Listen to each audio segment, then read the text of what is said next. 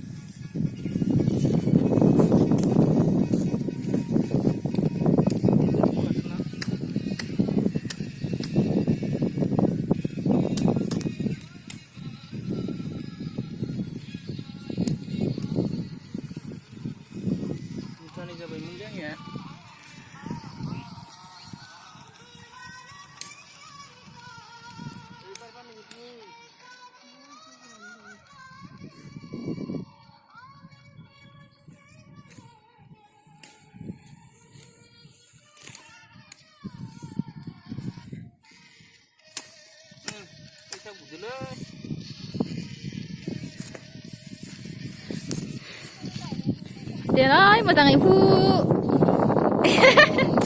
beri kerana aku dia punai.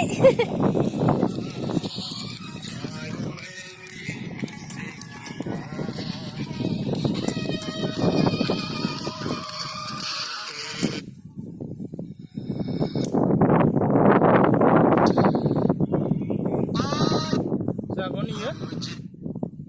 Hah? Coba. Ini siapa lagi mbak coba?